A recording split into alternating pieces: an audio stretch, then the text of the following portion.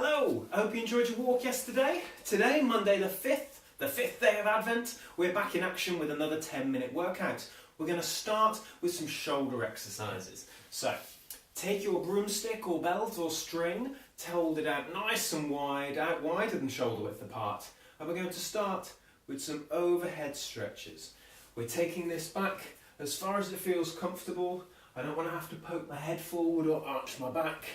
I'm just going to take that back until I feel a mild stretch in the shoulder, right up through the chest, across the shoulder. I'm just going to wiggle that round at the point where I feel that stretch, that tightness starting. So just a little ease back and rest, pulsing in and out of that area where it feels like it begins to tighten up. So take it nice and smooth, a couple of those, maybe some side to side wiggles, and just let this loosen off over the next 30 seconds or so before we move on to our next exercise. So I hope you enjoyed your walk yesterday. I think it's a good idea to break up the routine of our 10-minute workouts, get outside, take advantage of the lovely crisp mornings that we're having, and get a bit of walking done. I personally find that sometimes I don't really feel like exercising, but if I get myself out for a walk, even 5-10 minutes, just go around the block, it wakes me up, it energises me, and more often than not, I come back feeling like I'm ready to crack on and exercise some more. It really gets me going. So I hope you enjoyed your walk, and now we're back down to business. So now we've stretched out these shoulders, we're going to put them to play in our 4-point stance exercise. So we've done this one already on the routine, which is even weight distribution between hands and knees. We've got a little bit of pulling up in the tummy, and we're going to reach with our left leg and our right hand out to the front and back. We're going to hold for 4 seconds. 3, 4, bring that in. Change and try the other side. Reaching out with the right leg and the left hand and holding now for 4, 3, 2, 1, and bringing this back in to start again with the left leg and the right hand. 4, 3, 2, 1, and change. We're going to do this another 3 times each side. So here we go, 2, 1, and change. Up, and 2, 3, 4, change. Again, 1, 2, 3, 4. Change it on over. Last couple of times coming up now. Last few seconds here. Bring it out. Last time here, right leg, left hand. 1, 2, 3, 4, and rest. We'll do a little sit back stretch up through the shoulders. We're going to come up and over the top and allow the hips to drop to the front. Nice little stretch, maybe a little roll to the sides. Loosen that right out. We give it a couple of times. Couple back, a couple to the front. That's looking good. And whilst we're down on the floor here, we're going to take the chance to go into our plank exercise. So again, hands on floor. Come out into a slightly elongated 4-point stance. Pop a toe in the floor. Keep the hips up nice and high, so pull your tummy in. And then take the other leg out to join it. We're going to do a little rocking side to side action. So it feels like we're pushing our weight from one hand to the other. Just a little, not a big movement. 3, 2, 1. Knees down. Rest. Bit of a wiggle, roll the shoulders out, and then we're going to come back and try that again. So into an elongated 4-point, dig a toe in, brace the tummy, other leg comes out. We do a little rocking motion from side to side, nice and easy, just as much as you're comfortable with. And in 3, 2, 1, we're going to come down, we're going to sit back, we're going to give the shoulders another little roll. We've got a third and a final go at that one coming up, so we know what to do now, don't we? Hands out, elongated stance. One leg, tummy brace, other leg, and we're up. Hold it with a little wiggle to the side if you like that movement. Nearly done on these. 3, 2, 1, rest. Ooh, feeling good. Next, we're going to come up into a split stance. A nice large stride, 1 foot forward, 1 foot back. Softening up both knees. we're going to reach for the ceiling as we descend. So this is going to open up the chest like our stick stretch did. So as I come down, I reach overhead and back into the middle. Reaching and back into the middle. Try to avoid arching the back and pushing your tummy forward so you end up in this sort of position. Stay up nice and tall, pin those shoulders back and stand tall. Let's do 3 more of those. 1,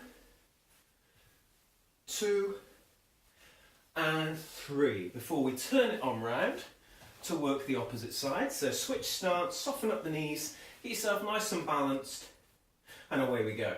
Reaching as we descend for 1 and 2, going 3 and 4. Let's do 6 in total, so that leaves just 1.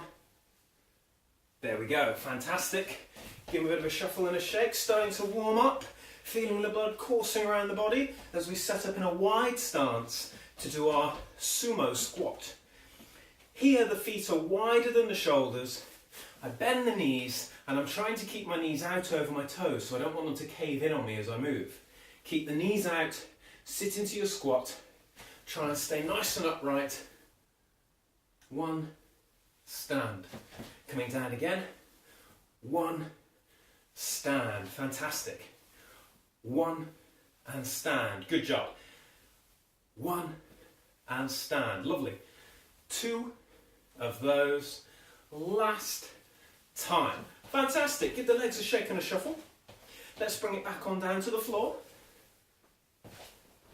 For this exercise, you're going to be lying on your back with one leg out to the side, a little bit out to the side of the body like that.